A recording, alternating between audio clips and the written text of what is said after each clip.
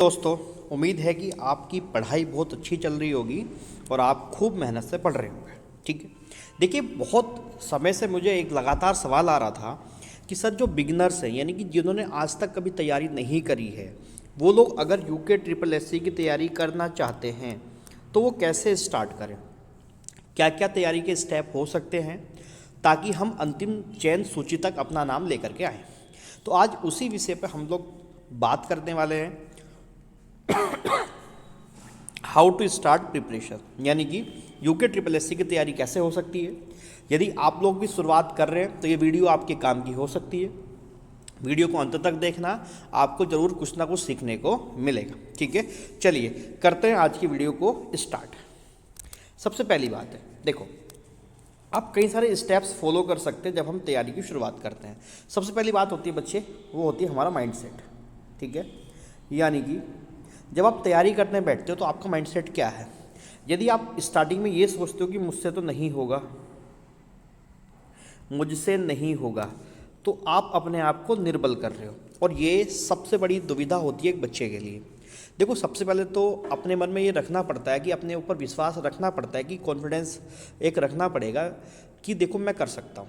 हाँ, संभावनाएं दोनों हैं कि हो भी सकता है, नहीं भी हो सकता है, वो तो दिमाग में लेके चलना ही है, और ना होने के चांसेस ज़्यादा ही हैं, आप प्रतिशत निकाल सकते हैं।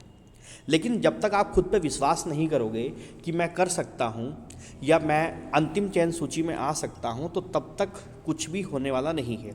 सारी कहानी स्टार्ट होती है माइंडसेट के साथ। सबसे पहले आपका माइंडसेट होना चाहिए कि हाँ मैं कर सकता हूँ। उसके बाद आपको ये लगना चाहिए कि मुझे मेहनत करनी है, मैं खूब मन लगा करके पढ़ाई करूँगा, उसके बाद ही कुछ मेरा बनेगा। ठीक, तो एक माइंडसेट अपना बिल्डअप करिए। एक विनर वाला माइंडसेट होना चाहिए कि मैं कर सकता हूँ, मैं मेहनत करूँगा तो मेरा हो जाएगा। ठीक, उसके बाद कहानी स्टार्ट होती है। स्टार्ट फिर कहानी कहाँ से होती है, अब ध्यान से देखना बातें। यदि आप माइंडसेट बना करके बैठ जाते हैं कि हाँ मुझे करना है और करके ही रहना है, तो सबसे पहले की शुरुआत होती है आपकी सिलेबस के साथ। ठीक है, हालांकि देखिए, इसमें दो बातें हैं जो मैं आपको इंक्लूड करूंगा, ध्यान से सुनना बात को। एक बात है PYQ की भी है, यानी कि प्रीवियस ईयर क्वेश्चन पेपर की। देखिए, सबसे पहले होता है कि आप जिस भी एग्ज़ाम को तैयार करना चाहते हैं, ठीक है, आप चाहे वो यूके ट्रिपल एससी की बात हो या यूके PSC की बात हो, आप किसी भी एग्ज़ाम को जब आप प्रिपेयर करने की कोशिश करते हो तो उसमें सबसे ज़रूरी होता है कि आपको पता हो अपने एग्ज़ाम के बारे में। यानी कि एग्ज़ाम पता कैसे चलता है, वो PYQ से पता चलता है। इसके देखो 2-3 तरीके हैं जो मैं आपको बता रहा हूँ। देखा, होता क्या है बच्चों कि आप तैयारी दो ही मोड में करते हो। ठीक है, पहला मोड ये है, या तो आप क्या करोगे, सेल्फ स्टडी करोगे, और दूसरा मोड ये है कि यदि आप क्या करोगे, कोई कोचिंग ज्वाइन कर लोगे या किसी की हेल्प से आप लोग तैयारी करोगे। ठीक है, दो ही मोड है। यदि देखो आप सेल्फ स्टडी की तरफ जाते हो तो सेल्फ स्टडी वाले मुद्दे पे सबसे ज़रूरी बात यह है कि आपको PYQ के बारे में पता होना चाहिए। यानी कि आपने PYQ को बहुत ध्यान से समझा हो, आपने जिस भी एग्ज़ाम की तैयारी में आप जुट रहे हैं तो आपको ये पता होना चाहिए कि आपके एग्ज़ाम में क्या क्या पूछा जाता है, क्या क्या उसका सिलेबस है, सवाल जो आते हैं वो कितने डीप आते हैं। ठीक है, इसके अलावा आपको क्या पढ़ना है, क्या नहीं पढ़ना है, इम्पोर्टेंट टॉपिक कौन से हैं, वो तमाम सवाल आपको पता होने चाहिए। यानी कि PYQ को आपको बहुत अच्छी तरीके से पढ़ना चाहिए। एक 2-4 दिन का समय लगा करके कम से कम आपको देखना चाहिए कि आपका पेपर किस लेवल तक का आता है, यदि आप सेल्फ स्टडी की शुरुआत कर रहे हैं। उसके बाद फिर आपको किताबों की आवश्यकता पड़ेगी, और किताबें लाने के लिए खूब सारी किताबें मार्केट में उपलब्ध हैं।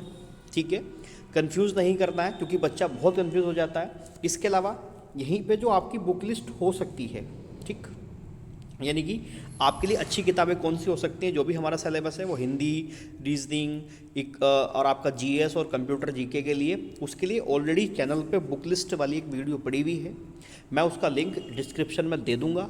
आप कृपया करके उसे वहाँ से देख लेंगे तो आपको एक आइडिया मिल जाएगा, आपको एक हेल्प मिल जाएगी। ठीक है, तो सबसे ज़रूरी है सेल्फ स्टडी के साथ अगर आप जा रहे हो तो आप PYQ ज़रूर देखें, उसके बाद अपनी किताबों को स्टार्ट करें। देखिए, ये जो मार्ग है ना सेल्फ स्टडी वाला, ये होता बहुत अच्छा है। पर्सनली मैं इसको बहुत ज़्यादा बिलीव करता हूँ, लेकिन ये टाइम टेकिंग है बच्चों। ठीक है, इसमें समय बहुत ज़्यादा लगता है। यदि आपके पास समय है और आपको लगता है कि हाँ मेरे पास अभी साल, 2 साल, 3 साल हैं, तो आप आराम से समय दे सकते हो, एक एक चीज़ को अच्छे से तैयार कर सकते हो। दूसरा रास्ता आता है कोचिंग का, यानी कि आप किसी की हेल्प ले सकते हो। मैं कोचिंग ये नहीं कह रहा कि कोई आप ऑफलाइन कोचिंग ज्वाइन करते हो, आप किसी की हेल्प ले सकते हो, आप ऑनलाइन मोड में पढ़ सकते हो, ठीक है। तो यहाँ पे क्या होता है कि आप जो भी आपके मेंटर होते हैं या जो भी आपको पढ़ा रहे होते हैं, उन्होंने ये सारे काम मुझे लगता है कि करे होंगे, ठीक है, कि उन्होंने PYQ देखा होगा, सिलेबस को बहुत अच्छी तरीके से अंडरस्टैंड करा होगा, ठीक है। तो वो तो आपको डायरेक्टली क्या कर सकते हैं, गाइड कर सकते हैं, ठीक। तो यहाँ पे आपका काम ये समय बच सकता है, क्योंकि कोचिंग या किसी भी की गाइडेंस के अंदर में पढ़ना या किसी की हेल्प से पढ़ना वो आपको उस मार्ग पे थोड़ा जल्दी लेके जा सकता है। तो सबसे पहली चीज़ जो होती है बच्चों, वो यही होती है कि आपने सिलेबस कंप्लीट करना है।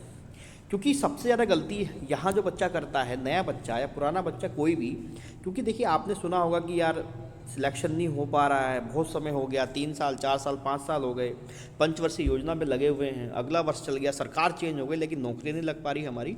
तो उसका बड़ा कारण सिलेबस होता है, ठीक है।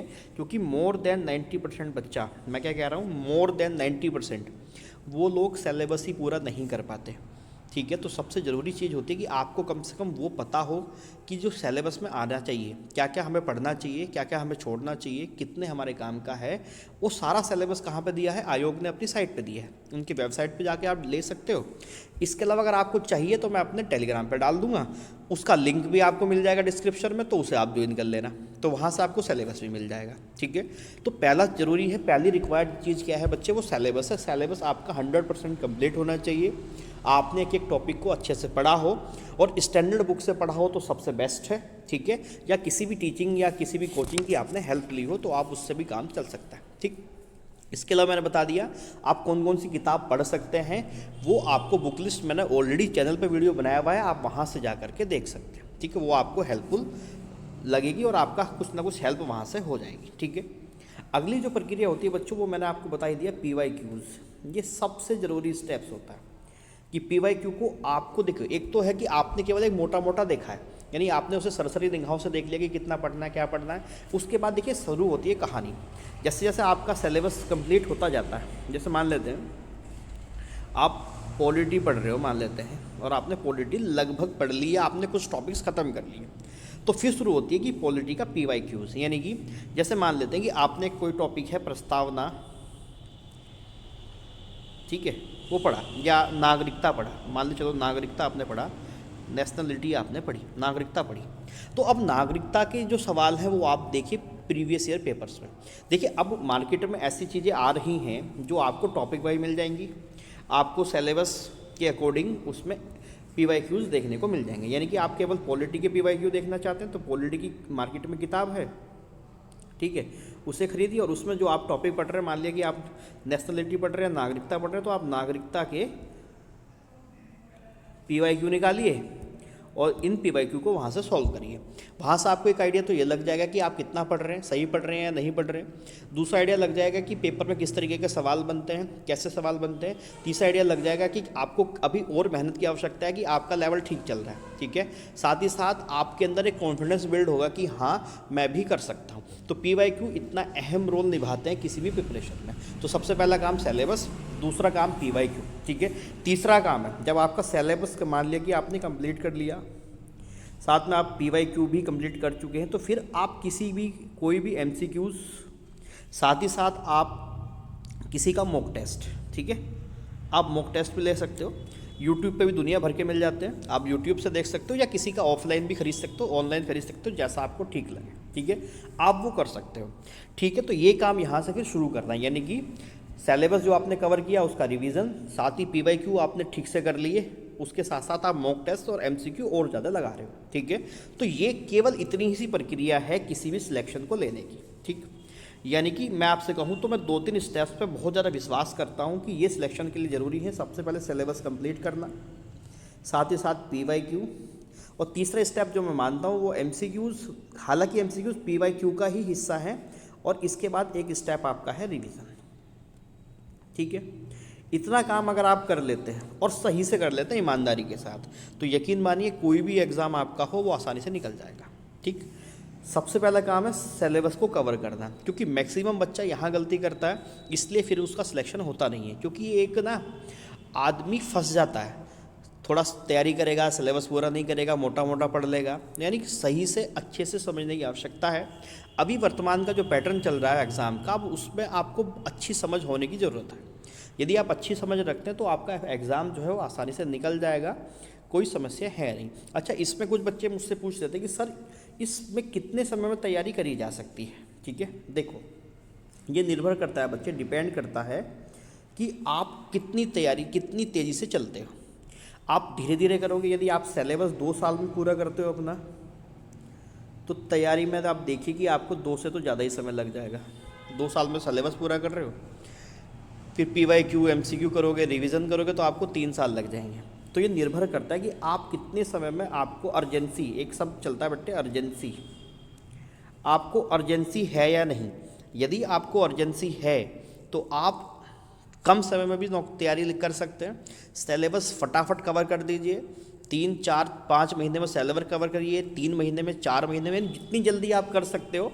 मल्टीपल सोर्स आप इस्तेमाल करिए, आप यूट्यूब इस्तेमाल करिए, सेल्फ स्टडी से पढ़िए, कोई कोचिंग ज्वाइन कर सकते हैं, जैसा भी आपको ठीक लगे। बस सबसे पहला काम है सिलेबस, साथ में PYQ, हो सके तो कोई मॉक टेस्ट, और उसके बाद रिवीजन। ठीक है, इसके अलावा कुछ भी करने की आवश्यकता नहीं है, और विश्वास रखिए अपने ऊपर, आप निकाल दोगे। ठीक, ये सब बातें हैं। क्योंकि देखिए बच्चे, होता क्या है, हम जब तैयारी करने बैठते हैं तो बहुत डाउट घेरते हैं। अच्छा, एक चीज़ और है कि एक्स्ट्रा जो सोशल मीडिया का बर्डन है वो दिमाग में मत रखना। आपका फ्रेंड सर्कल बहुत सीमित होना चाहिए, यानी कि आप ज़्यादा से ज़्यादा समय अपनी स्टडी को दे सकें। ठीक, हमेशा याद रखना, सिलेक्शन एक प्रोसेस है बच्चे। सिलेक्शन क्या है? एक प्रोसेस है, एक दिन की मेहनत नहीं है कि एक दिन मेहनत कर ली सिलेक्शन हो जाएगा। नहीं, सिलेक्शन पूरा प्रोसेस है। आपको सिलेबस के साथ PYQ, उसके साथ MCQ या मॉक टेस्ट, और साथ में फिर पूरे ही चीज़ का रिवीजन, यही आपको अंतिम गाइड तक पहुंचाएगा, अंतिम चयन सूची तक पहुंचाएगा। ठीक है, इसके अलावा आपका अगर कोई सवाल होगा तो कमेंट सेक्शन में डालना। आप मेरे टेलीग्राम को ज्वाइन कर लेना। ठीक है, वहाँ पे आपको काम की बातें मिलती रहती हैं, क्लासेस चैनल के ऊपर चल रही हैं, आप उसे भी देखिएगा, अपनी तैयारी करिएगा, खूब मेहनत करिए अपने लिए और अपने सपनों को साकार करिए। ठीक है, कुछ नहीं रखा यार, थोड़ा समय बिल्कुल सब चीज़ों से कट के मेहनत करिए बस। ठीक है, बाकी सब कुछ आपको मिल जाएगा समय आने पर। ठीक, चलिए इसी के साथ मैं आज की बात तो यहीं तक रखता हूँ। बाकी कोई भी सवाल होगा आपका तो मुझे कमेंट सेक्शन में डालना, मैं वहाँ पे आपका रिप्लाई करूँगा। ठीक है, चैनल अभी भी कह रहा हूँ सब्सक्राइब नहीं किया तो कर लेना, टेलीग्राम भी साथ में आप जा करके ज्वाइन कर सकते हैं। ठीक है, चलिए बहुत बहुत धन्यवाद आपका, बहुत बहुत धन्यवाद। जय हिंद।